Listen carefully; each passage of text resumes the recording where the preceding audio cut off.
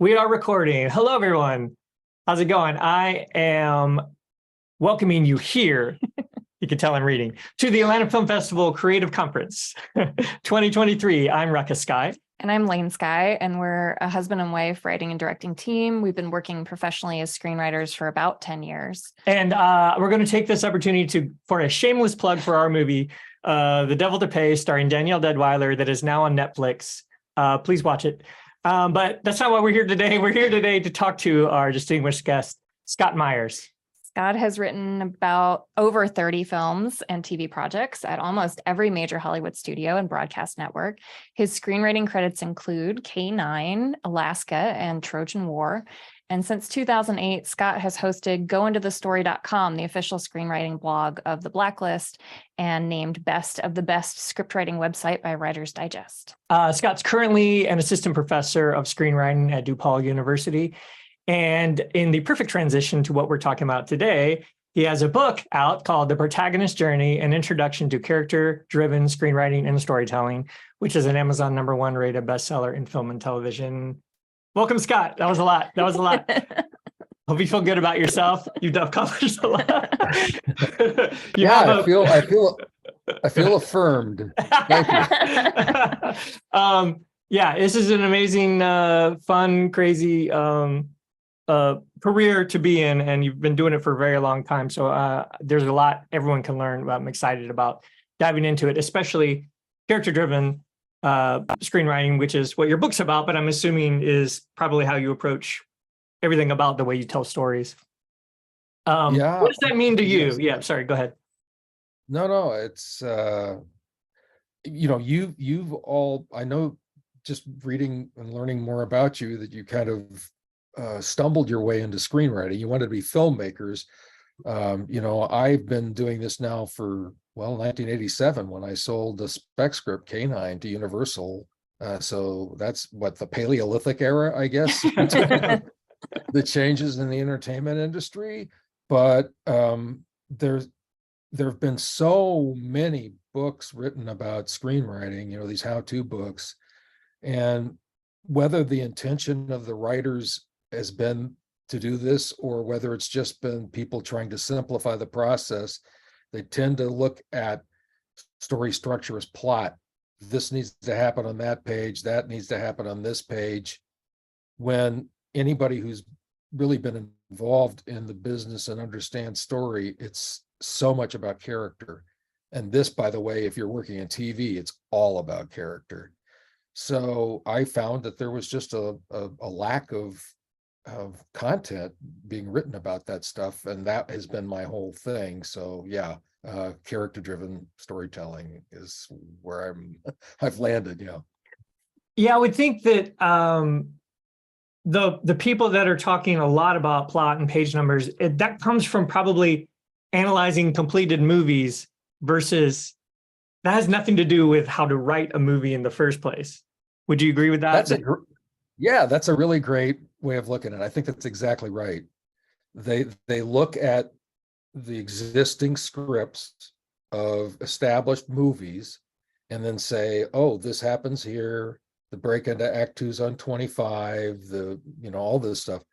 But you're exactly right. That doesn't address how you get there. How do you get there? And I have a mantra I've been using for years in my teaching: begin with character, end with character, find the story in between, because it's their story. They know it better than we do. They drive that process. And that's, I think, a challenge to a lot of people who really do want to simplify it. Like, I just want to write a screenplay and make $1 million and work in Hollywood. Can't I just look at these successful movies and have my scripts land on these pages and that's it? Isn't that what it is? No, you've got to find the heart and the soul of the story. Immerse yourself in the lives of those characters, immerse yourself in that story universe, and spend time with them. And then through that very messy process of living with them and playing around with them and wallowing in that creative mud, this stuff emerges. And then you can start to shape it and see the shape as it comes into focus. But you got to do that character work. My book has gotten endorsements from over, like at this point, it's almost nearly 40 professional screenwriters, novelists, and film school teachers. And I think the reason they respond to it is because of this. It's like the work with the characters is just so critical. I'll just wrap up this little homily with one point. One of my colleagues at DePaul says that screenplays are fundamentally actor bait. Actor bait. You're trying to attract, if it's not a spectacle movie for Marvel where it's the CGI, which is the star, you're just trying to attract actors. And how you do that is through the characters and the character development. So there's just absolutely no downside and all upside to focusing on characters and having that drive the process. And forgive me for my little sermonette, but I'm pretty passionate about this stuff. I can tell. Yeah. And I think probably what I'd be curious to hear your thoughts on the difference between what you're talking about and your approach to it is that, and other books that are like page this, page that for this, is that I feel even your approach, you could utilize the same techniques to write a novel or to tell other types of stories. Whereas on page 12 is your inciting incident has nothing to do with a novel or other formats of storytelling. I think that's right. I mean, I do work with a lot of people. In fact, several of the people who've endorsed my book are novelists. Don Winslow, Meg Gardner. They recognize T.J. Newman, who's just got a new novel out called she had Falling, and now she's got this one. The airplane crashes into the ocean. It's like horrific. It's like I'm afraid of flying and I'm afraid of water, and it's like both of these things. But yeah, they understand. Again, it's about the characters. Andrew Stanton has got that wonderful TED Talk. Andrew Stanton from Pixar, who did Finding Nemo and WALL-E. And he has a wonderful TED Talk. I feature it on my blog. I did I transcribed it myself just because I thought it was so inspirational.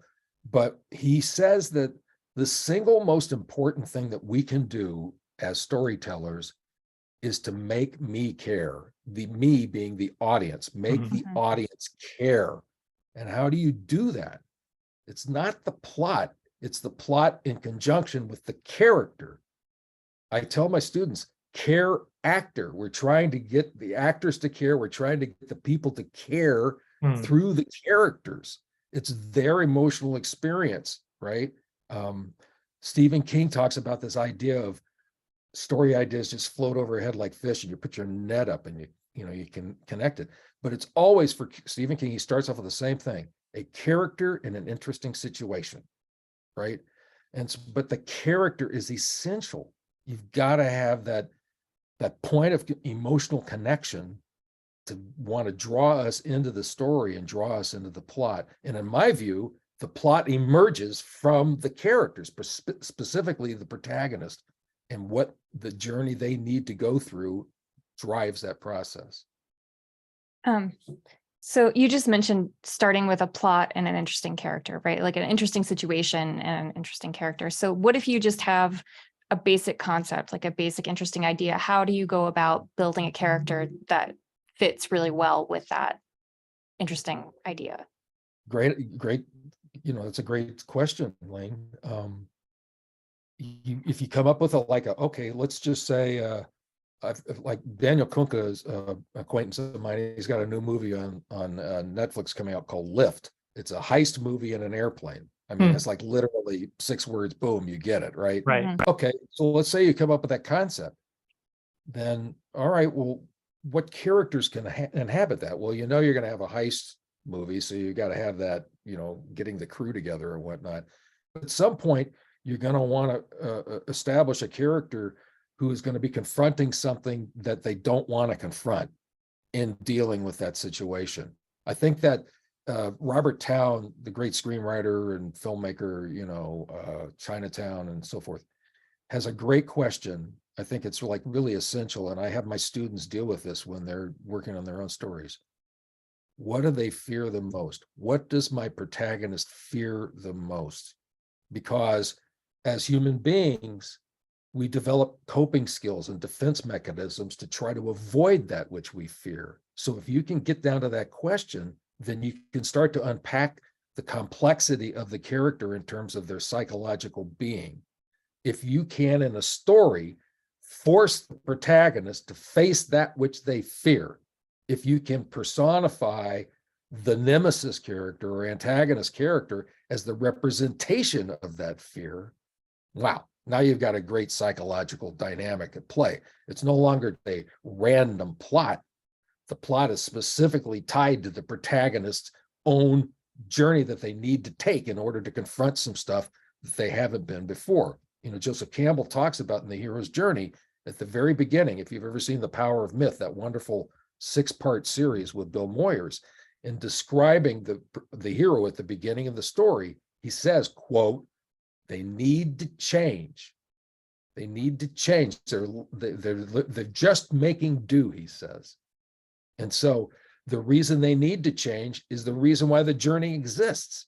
And so to your point, Lane, I think you come up with an interesting concept for like, oh, this is an interesting arena to explore. You know, a 9-month pregnant woman is bedridden in a house all by herself, and now a stranger comes. Okay, well, so now you start to live with that character. What are their fears? What are their deepest concerns? And force them to deal with that. Now you got a really interesting, really richly rewarding psychological journey to experience the story through and in. You said something in we watched an earlier interview with that I thought was a beautiful summation of why the audience want to see this. And I'm going to butcher it, hoping that you will restate it correctly, because I loved what you said. But it was something about we want to believe that people can change, and that's restate that in a better way. But I thought it was brilliant. I love the way you said that. So I think that, you know, look, we watch movies to be entertained. We watch TV to be entertained. But Joseph Campbell says the whole point of the hero's journey is the transformation.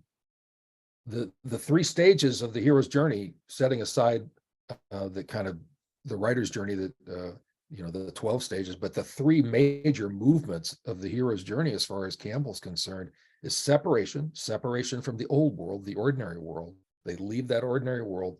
Initiation, that's the middle part, that's Act 2, where the character is forced to confront these tribulations and trials and challenges. They're being initiated.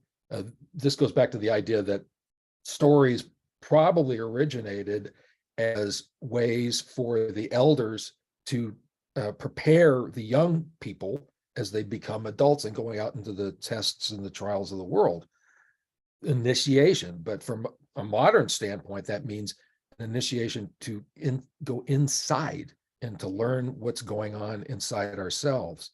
You know, Campbell talks about how that the outer journey is, quote, incidental to the inner journey, that the real reason why a story exists is for the character to go through this stuff, to dive into themselves and learn about that. So there's this separation, initiation, and the return is, that return process is they return a transformed individual.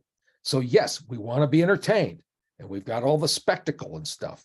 But fundamentally, from an emotional standpoint, I feel that what people are really driven by is we want to have the affirmation we can change. Mm-hmm. That's why movies are so great on a psychological basis. In 2 hours, we can go and see a character who is starting off, in my language, a state of disunity, and then they end up moving toward a state of unity. We want to believe that. Madison Avenue has been selling this for decades. Buy this product, you'll change and you'll feel better about yourself, right? So I do believe that is an important component in the story crafting process, not to drive it, but to look at the character. If they do start off in a state of disunity, they're disconnected from their authentic nature, their true self, whatever you want to call it. And then over the course of this journey, that starts to emerge and transform. It becomes the energizing force that transforms them into who they become at the end. That just feeds into this idea that we do want to believe we change, and that these stories reflect that over and over and over and over again. And I think that what's so great about if you can get audiences to connect to that small internal changes, that's what can make even a story in another language translate internationally versus if it was nothing but exploding robots, and there's no human connection there. That's only, you can only get so excited about big set pieces if there's not that. Right, that universal humanness. Okay, so I'm a huge Pixar fan, and I know because I know some of the people who've worked there, and I teach classes in Pixar. They never go forward with a movie unless they understand what those, Lane, to your point, universal points of connection are. What are those universal points of human connection, right? That's so important. The protagonist is, in effect, they represent us. They are the conduit for me going into the story. And so whatever their connection is emotionally to the story, the issues they're dealing with, you want to have those points of universal connection so that we shrink distance between us and the screen. It's no longer Evelyn and everything everywhere all at once, all by herself, just doing this thing. No, it's Evelyn dealing with the hassles of a business that's struggling, the pressures of like constantly dealing with money and parts of the business, the ceiling and all the dealing with the customers. All of us deal with these hassles in life. All of us have issues with our dad, like she does with her father. All of us have issues with, if we're parents, with our children, like she does with Joy. All of us who have married relationships or whatever with a significant other have concerns with our mate, like she does with Wayman, right? Mhm. That story is big spectacle. It's amazing. It's, multi-universes and rocks talking to each other. At the end of the day, it comes down to two scenes, one with Wayman and one with her daughter. That scene with her daughter at the end of that movie is just amazing. That's the whole point of the movie. Mhm. She says, where her daughter says, we're just living with specks of time, and that's just, yeah, but I want to spend that speck of time with you, right? I mean, how powerful is that? That's it. It takes all that spectacle and everything Daniels did with that movie, and it boils it down to a very simple human thing that we want to connect with people we care about. So yeah, I think that's just, again, make me care. And I guess, so I suppose from your point of view, it's that you should start with that, because I think you said it earlier, but maybe you can reiterate that what you end up writing will be drastically different if you're starting with the character versus writing a bunch of cool stuff and then trying to go backwards and shove a bunch of emotion in there. A completely different movie could be if you do that. Yeah. So there's all these different language systems, with my students, I say, here's the story universe, right? And it's imperative. We come at it from 2 points of reference.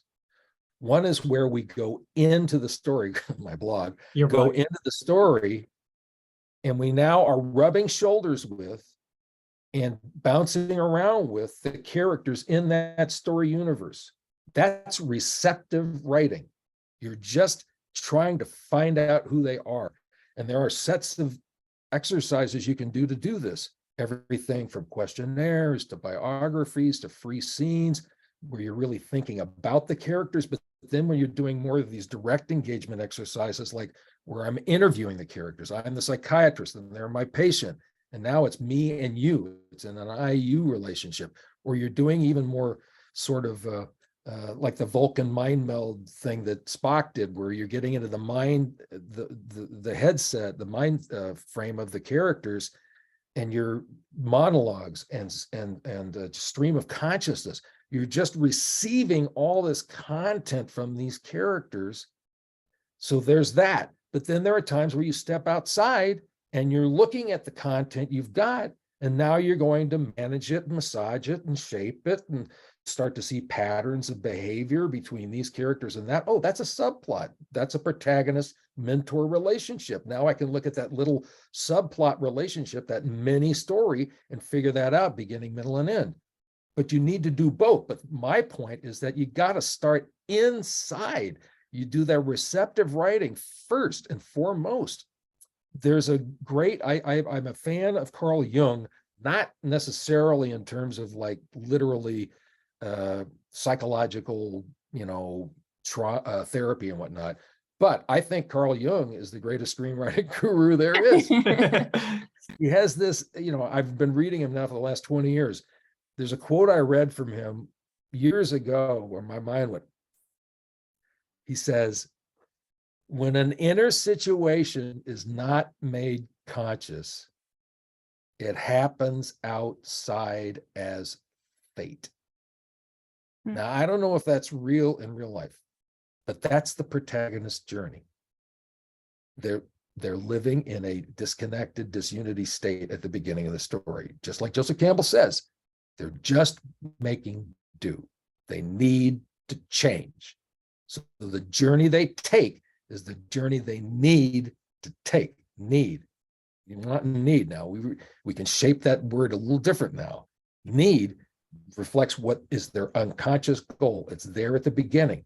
The journey they take is going to unleash that and allow that to come forward and move them toward their new transformed self. And so this idea, when an inner situation, inner tension, inner conflict, the fact they're repressing or ignoring their authentic nature or true self is not made conscious, as they're repressing it, suppressing it, avoiding it, it happens outside as fate. So now the inciting incident or the call to adventure is no longer a random event. It's the universe essentially saying to the protagonist, you know what? Yeah, you're doing okay, but that's not the life you're supposed to be leading. Boom! We're going to drop this thing in your lap, and you are no longer going to be able to stay there. My son, Will, when he was like 3 or 4 years old, I was having a conversation with my writing partner, and we were talking about this project we were doing, and he's playing on the floor of the kitchen with his Thomas the Tank Engine toys. And so I'm talking, and my son says at the end of the conversation, Daddy, what's a plop point? That's it. It goes plop. You can no longer stay here. You're going to have to change. It happens outside as fate. The universe says, protagonist, you got to go on this journey. I mean, like literally, Joseph Campbell says, the journey the hero takes is the journey they need to take, right? So again, I'm sorry, I'm sermonizing, but it starts with the character. That's what I'm saying. If you could start up here and do, oh yeah, I'm going to have this move over here and whatnot.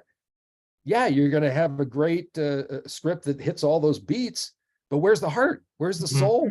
Why is this any different than any other formulaic script that comes through that immediately gets jettisoned, as opposed to a script where someone reads it and they feel something? I just think that's a huge deal. And the way you do that is through the characters. You talk a lot about fate, but at least when we first started writing, and we, no one's going to ever see those scripts because they were terrible, but we would try to approach character. We read some screenwriting books and we were like, okay, they got to be different at the end than they were at the beginning, but we get lost in the middle. And oftentimes we'd end up writing stories where things were happening to our protagonist rather than our protagonist making choices and active decisions. Can you talk a little bit about how to navigate that? Yeah. Middle part? Yeah, that part. Elaine, you've hit on like the area. Everybody can write an act one. I mean, everybody has seen, heard, or read thousands and thousands of stories. My operating assumption is with my students in film school is that they actually understand story at an intuitive level pretty much. And so act one, yeah, we all get it. You got to establish the story universe, the geography of it, the main characters, central conflicts. You got to get the story sort of, moving with some sort of incident, and off you go, right? And even the end, we know, okay, if you're smart enough or, dialed in enough to the story, you know what the final struggle is and the culmination. It's that middle part, act two, which always causes people to stumble. So, okay, I like to look at, I know at 3-act structure, I'm a big fan of Aristotle. I think he got it right, beginning, middle, end. I like to break up act two into 2 parts, and it's from a psychological standpoint. So if most stories, and by the way, not all stories are the unity arc, that just happens to be the primary, most powerful and most popular narrative archetype, is the unity arc. You start off in a state of disunity, you end up in a state of unity. Well, the reality is you're not going to just jump from here to there. Madison Avenue says, if you buy my deodorant, yeah, you'll go from here to there. But in terms of storytelling, that's not the case, and not in real life. You've got to go through a process. If you think about the state of disunity, right? You're just making do, Joseph Campbell says. You've created, that character has created life before fade in. They've created a ways of being, defense mechanisms, coping skills, beliefs, behaviors. They're just making, they've cobbled together a life. It's not the life they're supposed to be leading. Hence, boom, the universe comes in and says, you got to change. But you can't jump from here to there immediately. The first half of Act 2 is what I call deconstruction. The experiences, like you were saying, Lane, that first half of Act 2 tend to be happening to the protagonist. They're more of in a reactive mode. This is a new world, a new environment. They're being pulled out of their comfort zone. They don't even want to change, most of them, and they're resisting it. And they're not, the skill sets that they had developed and been using in Act 1 are not working out here, and they keep trying to make them work. But what happens is it's deconstructing their old ways of being. That inner stuff that's there already, it's there. It exists inside. Remember in The Wizard of Oz, Dorothy, you've always had the power to go home to Kansas. It's always been there. You had to go on this journey to discover it. Joseph Campbell says the hero's journey is not a journey of attainment, but reattainment. You are connecting with something that's already there. And so that deconstruction process, while the protagonist experiences it probably as a negative because they're being forced to change and all the stuff's coming at them, actually breaks down their ways of being so that this stuff that's inside starts to bubble up. And they then move into the second half of Act 2, which is reconstruction, where no longer are they reacting to, they're becoming proactive because they're getting in alignment with what they're supposed to be and who they're supposed to be. Just like Evelyn and Everything Everywhere All at Once. She reconnects with her love for her husband. She reconnects with her love for her daughter. She reconnects with a sense of understanding her father at a deeper level. The very, very, very, very final moment in that movie is them all sitting there, Dad, Evelyn, her husband, her daughter in front of, the tax thing. And she's got this little blissful smile on her face. Like, yeah, we're still messed up and the taxes have to get paid, but I'm with my family now and I understand what's important. That was always there inside her. That's that reconstruction.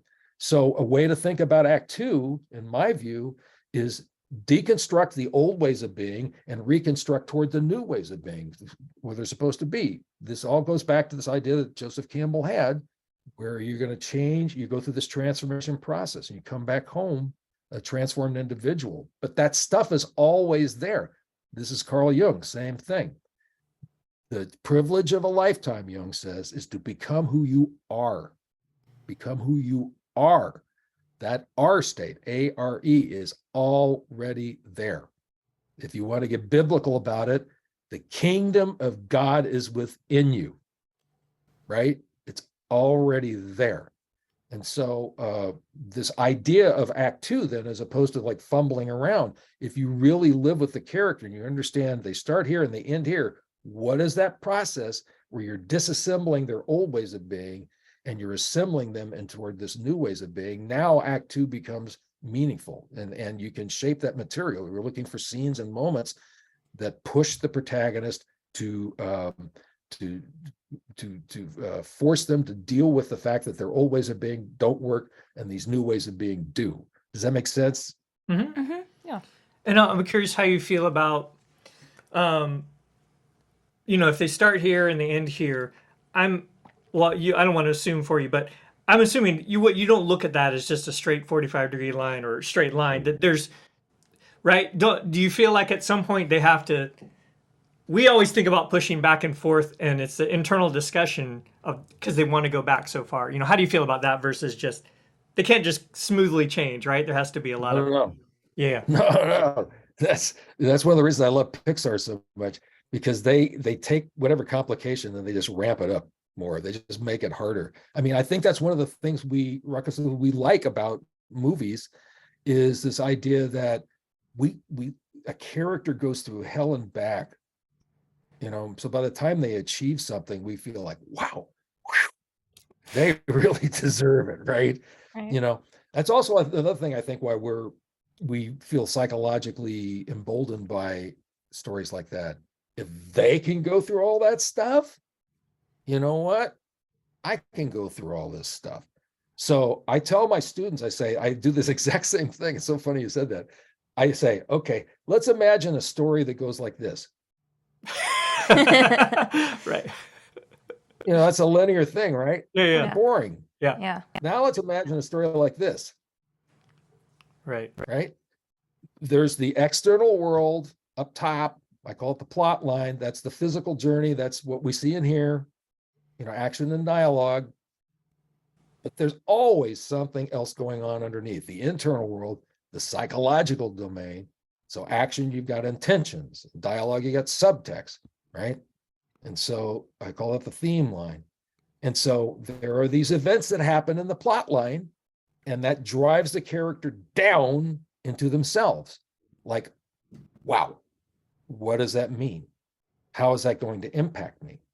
And then you mentioned the word choice. It's so critical. You want to present the character with choice after choice after choice after choice. Something happens in the plot. They process it. Now they have to make a choice. What are they going to do? And so up they go. And then you go along. So essentially Act 2 is a series of these events. There's event, process, choice, come back up, move, boom, boom, boom, boom, boom. And you build in scope, right? Toward that Act 2 end, all is lost, the big reversal.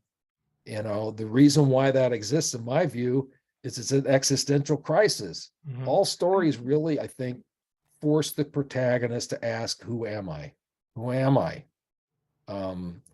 And that all is lost moment, that reversal at the end of Act 2, the reason why I think that that's so common is because that forces them, they got a taste of what it was to be living this authentic life. They're moving closer toward their goal, their want, their conscious goal. Boom, big reversal, all is lost. They could go back to their old ways of being. They could go all the way back to the beginning. That's safe, it's comfortable, they know what that's like. Or emboldened and empowered by what they've been experiencing, bubbling up inside and getting in alignment with who they're supposed to be, even though the odds are astronomically against them, because it's a movie, Mm-hmm. they're going to go forward. It's an existential choice. And so I forget where we started this part of the question, but yes, it's all part of it. I mean, it's not this. That's right. Okay. Yeah. It's not this. It's this. And even the moments like that, all is lost. We think, oh my God, that's a major reversal. It's actually forward moving them. Mm-hmm. Because they're forced to make the biggest existential choice of all. Do I go forward or do I go back? And so it's a reversal, but it's going to change. Remember in Silence of the Lambs? I love that movie because it's just like the ideal movie for the stuff I teach. Yeah. When Lecter escapes and Ardelia, who's Clarice's friend and FBI agent in training, comes racing down the hallway. And then you see Clarice, and she's in a white robe and her hair is wet, so she's been in a shower. And Ardelia's just told her Lecter's escaped. And Clarice goes, it's over. That was The only way we could get to Buffalo Bill was through the lector. All is lost. Wait a minute. He said something about first principles. He says something about it's all being in the casebook. Let's look at those again. And I making a choice, moving forward. Right. Oh, they covet what they see. He said, oh, the first victim was someone Buffalo Bill knew. I'm going to go to Belvedere, Ohio, and I'm going to, so you see what I'm saying? It's like that all is lost is a crisis psychologically, but invariably because they've been empowered, just like Clarice has. She just confessed the whole Montana farm thing to the lector, got that burden out of her. She's now able to go forward. So yeah, I think you're absolutely right. You don't want a story that's just like this, and you don't want random things. Right. Each of these things should be pushing the protagonist forward on that specific journey. Right. So you look at character relationships and events that are going to feed into that. And that's a great way to maybe filter out, because you always have tons of ideas, but you need to find a way to filter out. That's a great idea, but it doesn't belong in this movie, right? And having that from the start is a great way to learn how to filter for this specific movie. That's where that idea of receptive writing and executive writing comes in. Mm-hmm. So you get all this content, but then at some point you got to shape it into, a story. Hopefully there will be scenes and subplot relationships that's just like, oh God, this is great. This is absolutely an inciting incident, or oh my God, this is all is lost, or this is a midpoint transition scene or whatever. Hopefully those things bubble up and it becomes pretty obvious. But yeah, you're absolutely right. You've got that content, but now this is the journey the protagonist needs to make. When I teach, I'm going to start in next week at DePaul. I'm going to start in with my 6th MFA thesis group. And the first quarter, we do story development. And like literally, once they've decided on a story or a TV series that they want to do, the very first exercise I have them do is a protagonist character treatment where they ask 8 key questions. And those questions, if they don't have to answer them all at the beginning, but those 8 questions, once they are answered, that's the shape of the story right there. What do you want? What's their conscious goal? What do you need? What's their unconscious goal? That drives everything. The reason why the story, again, when an inner situation is not made conscious, it happens outside as fate. That's their unconscious goal. They've got to go through this journey. The events that I call it the narrative imperative. The events that happen have to happen because this is the journey they have to go on. But once they have identified what do they fear the most, who is opposing them, what are the stakes in the story, why does this story have to happen to this character at this time? Not 2 weeks ago, not 2 years from now, right now, right? So, Ruckus, to your point, once you identify that stuff, then you've got that content to help guide you into assessing this material you have. And you know what? Yeah, I had a great idea, but it doesn't work. It's not going to facilitate. I have this idea for this character.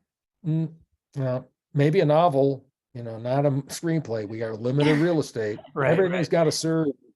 You all know this more than I do. You got these limited budgets. You're making a living doing these interesting movies, right? Everything's got to be like serving the story, story-wise, budgetarily, everything, producerily, with your producer's hat on. So it can't just be random stuff, not in a screenplay. Yeah, what you said about the 8 things that you make people fill out, it makes me think we have this thing that we do whenever we start any project. We write a log line, but it's like a working log line, and it has these very specific categories that we've mapped out. A lot of the antagonist, protagonist, stakes, timeliness, and we answer all those questions and write like a paragraph and use that as like a mission statement, for the film, on the wall. And any ideas we have, we paste it up against that and see if it fits. Does it work with that? No, throw it away. So it's like the same thing. Yeah. Yeah, it's the same thing. Exactly. And then my students have that document, those 8 questions they've answered. That's their touchstone throughout the process. Are those in your book? Yeah. Okay, Part cool. 3. Yeah. Part 3 of my book. Very cool. If you don't mind, I'd like to step back a little bit. I have a larger question, but the smaller questions that will help guide that is, when you wrote K9, how many years had you been trying to write before you sold that? And how many scripts had you written before you wrote that one? So it makes me go back in time. I'm kind of in partnership with you. I didn't go to film school. I went to divinity school. I went to Yale Divinity School. Oh, I got a wow. master's in Wow. a divinity degree. My intent was to get a PhD and become an academic. My focus of study was what we call primitive Christianity. I was really interested in how the social justice warrior talking the apocalypse suddenly led to the church. How did that happen? Right. So that first century AD, what ACE, I guess, then we call it now. But my parents, to their chagrin, gave me a guitar on my 14th birthday. And I discovered that, I wrote songs and I could always sing, but I learned the guitar. And so by the time I got to my last year at Yale, I'd been to University of Virginia 4 years and Yale for 3 years. By that last year, there was literally, I'm not exaggerating, a physical sensation in my gut every day that I drove up to campus. I'm not supposed to be here. Mm. I'm supposed to be doing something else. And so I talked to a bunch of my friends, to the dean of Yale Divinity School. He was from Australia. He said, it looks like you need to do a bit of a walkabout. So he said, we'll set you up as like a research fellow for a year so you don't have to worry about your loan repayments. Just go out and, pursue the music or whatever. And I did. And that led to 7 years as a musician, making a living as I played the Telluride Bluegrass Festival 2 years. I, opened for John Prine and Taj Mahal and various artists. Then I did, for completely unknown reasons, I did a stand-up comedy act for 2 years. I made a living doing that. But that led me to, when you follow your bliss, the universe will create doors where there once were walls, right? And that led me to a night in Ventura, California at a club called Charlie's, where a guy came in and said, he was at the USC Peter Stark producing program. The script I'm using for my I have to budget it and schedule and, market it. It got optioned today. I don't have a screenplay. Could you write a script? He says jokingly. I said, I can do that. I had never read a script, never read anything, but I did have this. I'm a storyteller and I love movies and I've seen billions of movies in my life. And so that led to writing screenplays. I had Sid Field's book, Screenplay, The Foundations of Screenwriting, and 3 screenplays, Back to the Future, Breaking Away, and Witness. And that was it. And then I wrote a script and he used that for his project. Then we decided to write together. We wrote a second script and then the third script was K9. Oh, wow. So, Wow. 3. Wow. Wow. That's pretty impressive. That is. The first one we had any success, the first one of ours that was even worth reading was probably the 6th or 7th one. So we're slower than you are. Well, it sounds like oh God, he really got his craft. No, I was very lucky. And this is a different era, not nowadays. It's so much harder nowadays. But back in 1987, it was like the golden era of spec scripts. People were buying stuff. And it was a great concept. Stubborn cop, new partner, police dog. Boom, you saw it. It's a buddy cop comedy, right? But I was fortunate enough to then sell a pitch to Warner Brothers where I got an overall deal that for the first 3 or 4 years I was in Hollywood, I just saw everything, watched everything, read everything. It was 24/7 just learning the business. Right. I can't say I still understand it all, but I was very fortunate enough to have a basis for learning as much as I could, and that when I first broke in. So. Well, so now the main reason I was asking that, how many you'd written before then, is I'm going to assume that all the ways you have of thinking about storytelling right now, you hadn't codified in your head at that point, unless you're telling me you're wrong. And how long did it take you to get to where you are? And do you think, obviously all those elements were in K9, but was it just intuitive and you didn't have a way of thinking about it? That's the kind of thing I'm curious about. You're learning to get to this place where you feel like you understand it more. So there's a difference between like writing where you're just feeling your way into and through it. And I tell my students all the time, I say, no matter how much work we put into like busting out a scene by scene outline, when you write your first draft, I want you to have the Obi-Wan Kenobi mantra over your head. Go with your feelings. Every scene, right from a feeling place. I don't care if it's 150 pages. You got to get in touch with the characters, every scene, where they are emotionally, psychologically, and just go with your feelings, right? So there's that. But then there's this other aspect of like thinking about the craft and theory and being able to communicate that. Now, you all teach, so I'm sure you understand what I'm talking about. When you teach, you've got to figure out like what it is you're doing and how to communicate with people. And so I've been teaching like as a hobby. I started at UCLA Extension 2002. And then DePaul, after I taught online and whatnot, DePaul contacted me 7 years ago, I guess it was 2016, and said, you want to come see if you can teach here? And they hired me. And so I've been teaching at DePaul. So the teaching has really been a vast point of like learning this stuff, because you've got to be able to communicate it with students. And you can't just get up there and say, well, here's my intuitive understanding of it. Right. No. Right. So I'm fascinated by stories. I'm fascinated by storytelling and screenwriting and writers. And I don't know, I'm a student of it. And this character-driven approach, it's not like anything new, but it is, I think that it adds a voice that's a necessary one in terms of the contemporary screenwriting universe right now, just to remind us that it's all about the characters. It's all about the characters. That is literally the reason why we started teaching a screenwriting class. Is friends would occasionally ask us, and I wasn't able to explain it in a way that was easy for them to understand. And I said, I'm going to force us to teach a class so that I force myself to understand what we're doing, reverse engineer it, so we can articulate it better. Yeah. And God bless the first peak kids who took our class. We told them they were guinea pigs. They were guinea pigs. But I'm glad to hear you say that. It's the same way, and it's like, different people use different terminology and different. I'm curious if you can help me explain a little bit. Was not familiar with these terms, unity and disunity. Can you explain a little more what that means to you? The understanding of those two. So, like definitionally, yeah. Again, this is like Jung and Joseph Campbell, and there are stories where the protagonist doesn't change. They're like change agents, like Wally, is a change agent. Forrest Gump is a change agent.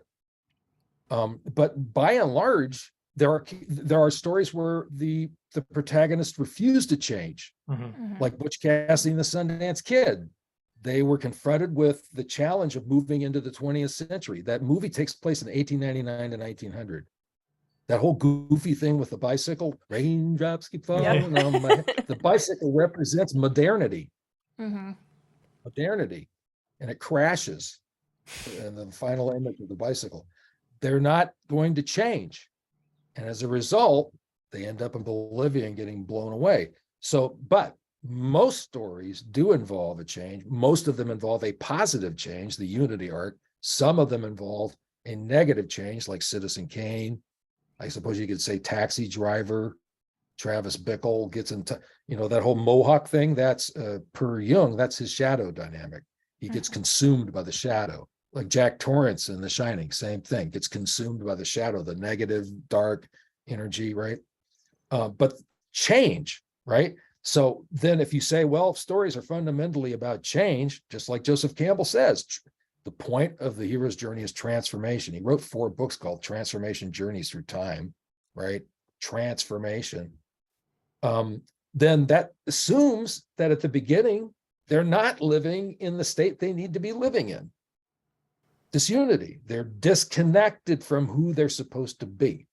So that's why that language system works for me. Disunity. and that they move toward a state of unity. And we see this in story after story after story. I mean, just like ad nauseum, again, we want to believe we can change. We want to believe we can be better. And so if you've got these two planets, disunity here and unity here, right?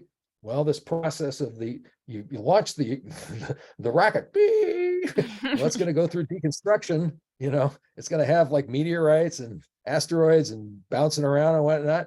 Right about the midpoint, something's going to happen, the transition, where it's like, oh, wait a minute. The gravitational pull is going to start coming from over here, no longer over here, because I've been now the protagonist. I'm getting in touch with this stuff that's inside that I've been repressing, suppressing, ignoring, avoiding. It's all got broken down here in deconstruction, and now it's starting to bubble up. Meglafove, the great screenwriter, Inside Out and whatnot, she talks about lava. There's this lava that's underneath, and that's this thing. It's there. It's like, when you look at Hawaii, tectonic plates, it's all, but no, this stuff can rupture and come up. Well, that's what happened, the transition point. Boom, now you're into reconstruction, right? The pull toward unity. So that's the language system. I don't think it's like any great insight other than just sort of articulating what's pretty natural. If you start here in one state and you end up over here, you're not going to just jump.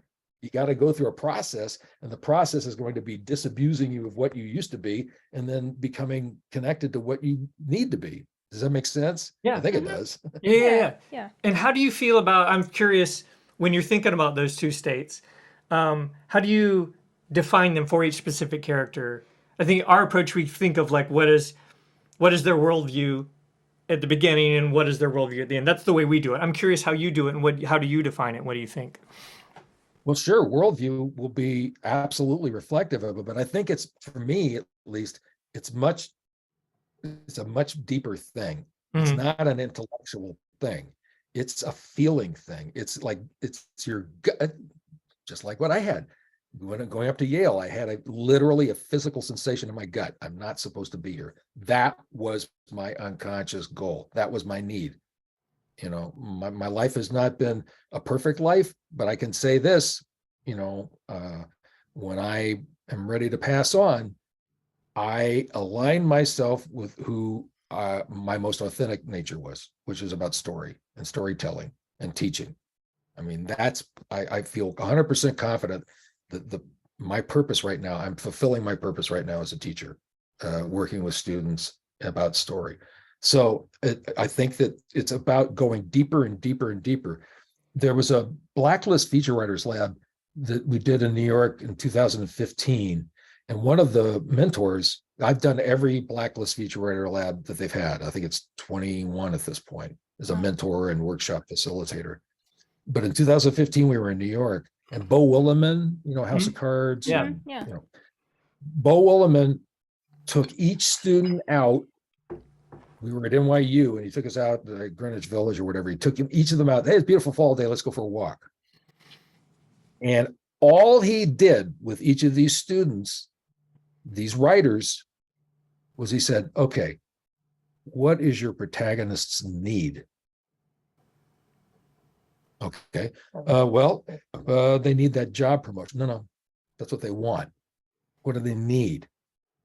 They need to feel good about their life.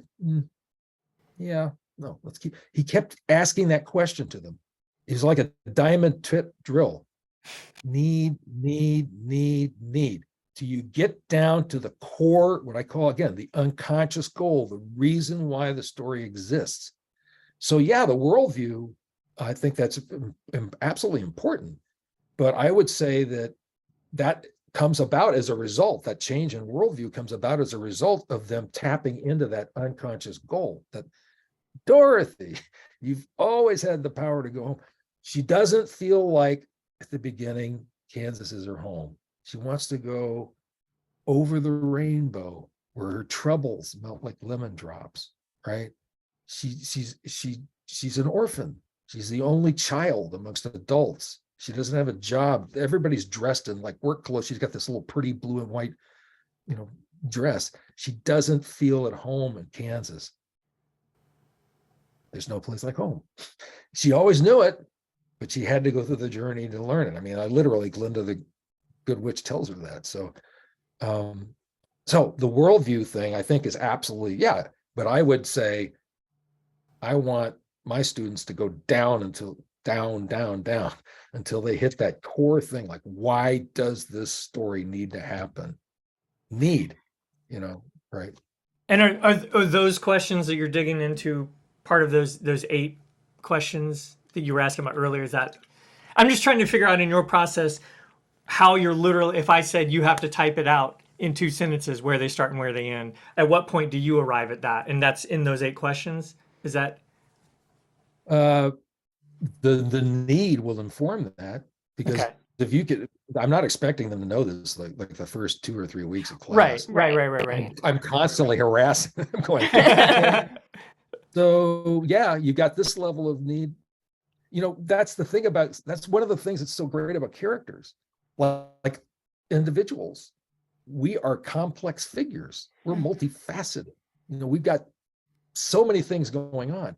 Well, it just figures that our characters should be, it's all scalable. Like if you're writing a comedy, it doesn't have to be like a Shakespearean, psychological drama, but you need to have these layers of things going on. So there's often, there's anger, but I'll bet underneath it, there's sadness. And I'll bet underneath that, there's alienation. You know what I mean? So I keep driving them down there. So it's a process, it's messy. But yeah, that second question, what do they want? What do they need? What's their unconscious goal? Like, why does this story have to happen? If you can get to that the reason why the journey exists is to force them to go through this stuff, to get to that level of like, this is why I needed it to happen, then yeah, that's just gold, And this, in your mind, your way of thinking, is the need and an unconscious goal 2 different things, or is that another way of saying the same thing? I think you can start off by saying sort of generically, this is how I look. I didn't come up with want and need. I'm sure you've seen it. It's like out there. Sure. It's like language, right? So that's not my language. Want, I think, can be a very helpful thing, and often students will say, well, they want this and they want that. But I'm saying, by the end of Act 1, what do they want? What's their conscious goal? This is something they're going after. The specific thing, Evelyn and Everything Everywhere All at Once. She's got to deal with Jobu, her daughter, this nemesis figure, right? That she got to deal with that, or save the universe, or else it's all going to go kerplowy. So that's her conscious goal. She learns that, by the way, pretty late in the script. It's like page 40 or something, which again speaks to the fact there are no screenwriting rules. So anybody says you need to have the break into Act 2 and 25, just look at Everything Everywhere All at Once. Right.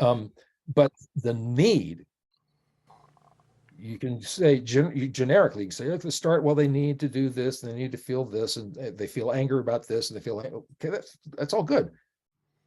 What is that unconscious goal? Why does this story exist? Why do they go on this journey? Why this nemesis? Why this mentor? Why this attractor character? Why this trickster character? Why these scenes?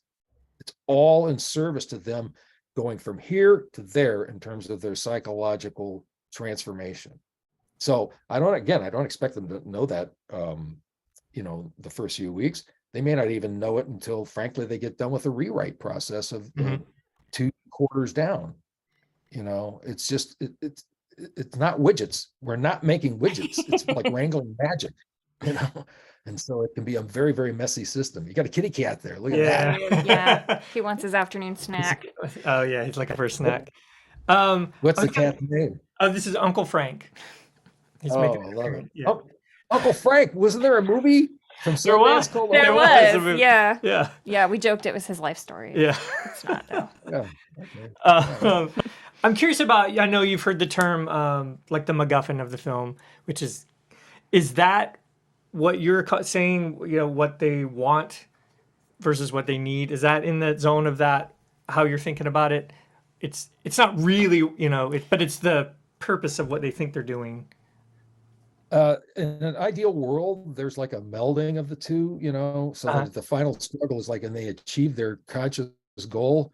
It actually is the embodiment of them having learned everything they need to learn and grown into they are, so that they're able to achieve that goal. Right. Yeah. That's like the ultimate sort of unity arc, qua unity arc. Like that's the proverbial happy ending where you feel like, oh yeah, they could never have achieved that if they hadn't grown to this and learned everything from, but there are all sorts of shades of gray. I mean, it's not, we don't live in a bicameral world where everything's black and white. Right.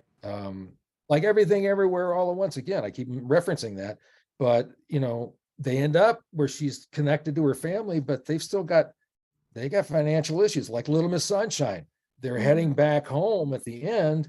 That's why I thought it was so great when, if you remember the denouement, the last images of the Volkswagen and that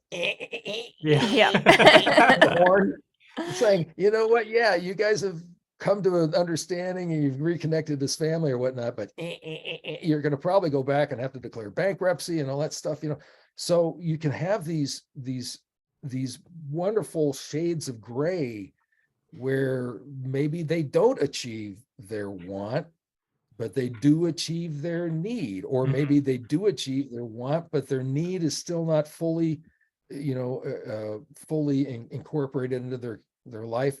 So there's no one way to write a story. There's no,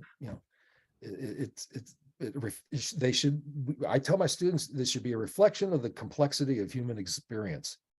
Feel free to just follow your characters and see where it takes you, We tried to write once. Well, yeah, it took us 4 scripts when we actively said we want to make that where they can't get their end goal until they complete their character arc. And it took us 4 scripts, and we finally did it. I don't think we've done it since. well, like you said, where magically all comes all together. of it perfectly happened, and ever since. But it's like, I don't know that is a worthy goal, like you said, as long as it's emotionally like engaging at the end, and they do have a character. But yeah, the perfect ending, exactly how you wanted it to be. It doesn't. Yeah, I love what you said about that. Like, yeah, even just that small engine grinding, because that's a lot more like life anyway. Yeah, it's imperfect. Well, you can follow, again, you follow your characters, and I don't subscribe to any other than beginning, middle, and end. And by the way, you can do nonlinear and tell the stories backwards or whatnot. But I'm not, my students, I'm like, I'll tell them, like, yeah, you want to deal with the Hollywood reality. People read Save the Cat and they're going to bust your chops if you don't have the end of Act 1 on 25. So, Path of Least Resistance, if you want to, slide through those Hollywood threshold guardians, you got to be mindful of that. But from a story standpoint, follow the characters and go where they go, and just, as long as it's entertaining and as long as we are along for the ride, oh my God, I care about, make me care. I care about this character. I care about this character in this situation, right? And you can tell it any number of ways, there's no one right way to tell a story, I've definitely read scripts that hit every single Save the Cat beat and was not enjoyable to read. It didn't matter. It's like, it didn't matter that it was perfectly. You just didn't care. Follow those beats. Yeah. So I totally on board with that. Did you have? I think that's what I'm saying, is that I get it. It's hard, and it is, like I said, wrangling magic. But they want to reduce it. They want to reduce it to something that is like, I can just do this and have this happen here and have this happen here, open the pool and all that stuff, then that's a story. Yeah, it's something resembling a story. It's got a structure, but where's the heart? Where's the soul? Where's the, right. Yeah. Yeah. And it is tough, and it's hard to grasp the idea. Is like, if you want to be a screenwriter, just get used to the idea that it's going to take a while for you to get good at it. And it's not, there's no easy answer. There's no just fill in the blanks. Here's your movie template. And people don't want to hear that, but it's it's ephemeral and imperfect and did you have all those things. I just wanted to talk about, like, we're talking a lot about characters. I feel like in order to be someone who's good at writing characters, you kind of also have to be a student of the human condition. And like, I wondered if you had any tips for students. Like, I feel like knowing yourself is a good place to start, but like also understanding the people in your life. Do you have any tips for students about how to go about doing that? Yeah. So here's my first tip. Put this down. You know, I live in Chicago, which has a great public transit system. Mhm. And so like almost all my students will be, on the L at some point. And the L, because Chicago is this incredible melange of just people from all walks of life, all ethnicities, all sexual orientations. It's great. It really is great from a writing standpoint. Put this down, take this out, and watch what's going on and listen what's going on. I do a thing in my class, dialogue from real life. And we'll go, okay, first 10 minutes of class. What'd you hear this week? What'd you get? And someone will say, I heard someone say, I wish I was a zebra while I was eating at lunch. Okay, so are they into animalistic ever? And so we riff off that. Behind that, Lane, is this idea of curiosity and observation, right? My wife, when we go out to dinner, she'll say, Scott, please don't do this. But the couple over there's an interesting thing. I think that he's like a banker and she's like wants a divorce. No, Scott, please just look at the menu. No, wait. So you got to have that thing where you're just every moment is a potential story. Every person you meet is a potential character in a story. I mean, every line of dialogue is a potential story or part of the thing. So I tell my students, if they're like, I'm thinking about minoring in something, I say, oh, I got it. Psychology, minor in psychology, because that is absolutely what we are. No reason. There's a reason why when I do that, I say, I want you to do an interview with your character and I want you to be the psychiatrist and they're your patient. And you're just asking questions. I learned this at Yale. I tell this story. God, we're going way long. I'm sorry, but you're fine. I learned when I was at Yale. I took we did some counseling because I was in the 3-year program, and so there was like a ministerial component to it, and so I did these counseling training. And there's actually this technique where you take what someone says to you and reframe it as a question. This is an actual counseling technique, right? So my last year at Yale, I lived 4 houses down from Archie Moore's bar, and I was dirt poor. And I'd go in the afternoon. We lived in a blue-collar neighborhood, and I would go in before the grad students would come in at night. I'd go in, and that's when the guys would show up from work, and I'd sit at the bar and I'd nurse my 35-cent, little draft beer, Schaefer beer or whatever it was. The guys would come in. Hey, Bill, how you doing today? Oh, you having a tough day? Yeah, a boss. No, your boss giving you a problem? Well, I showed up 5 minutes late, a couple of times, and he's like busting my chops about, being late. Oh, so your boss is giving you a hassle about being late? Yeah. I think, 5 minutes. I mean, oh yeah, 5 minutes. That seems like an awful, and so you get them talking, and pretty soon Bill's like going, hey, barkeep, and so that's how I got free beer. Yeah. But you do that with your characters. You literally just keep in that exercise, you just keep reframing what they're saying as a question, because they want, it acknowledges that you hear them. People want to be heard. And B, it keeps, you're doing that diamond tip drill. You're drilling down, right? And they don't even know that they're giving you this information, or that they're revealing themselves, right?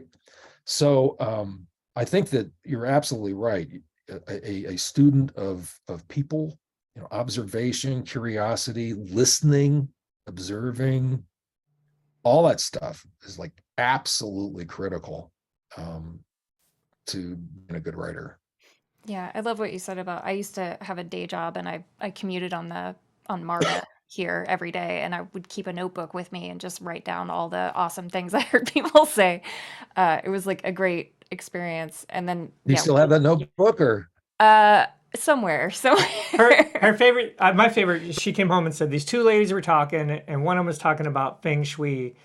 And she said, I don't know anything about color. And the other lady said, it's not about color, it's about moving furniture. I was just like, I have no reason to put that in I just want to put it in a script. But because those ladies were adorable. Yeah, they're so cute.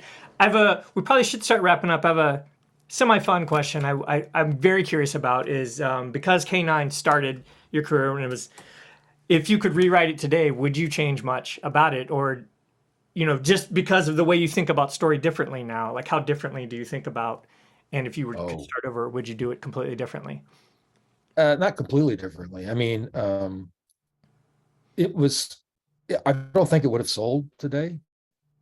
As it was, just because of the market. No, if I'd taken that script in 1987 and put it in the marketplace today, I don't think it would have sold. Right. In part because the spectrum market is so depressed right now, but in part because it was a very serviceable script. It achieved what it needed to achieve, which is to get someone, in this case Scott Rudin at Fox, to say, I love this script, and then eventually it wound its way over to Universal. So I would definitely look at, and of course it's changed now because, we're almost 40 years hence from buddy comedies and cop stories and whatnot. But the fundamental relationship where a dog humanizes a guy, no, that dynamic was always there, and I love that dynamic. I think it's great. Too stubborn conflict. Yeah. I guess I'm just trying to understand, like, how you started writing very intuitively, and you've got to where you are now, where you can codify those ideas and define them to people. Like, is that process up till today, or did you get that far in 5 years into it and you could do that, talk that way? You know what I'm saying? Do you see what I'm asking? I'm not sure. No. Yeah. I mean, again, I think that, virtually anybody is a potential storyteller, because we've been, our whole lives been just fed stories. Like the younger generation,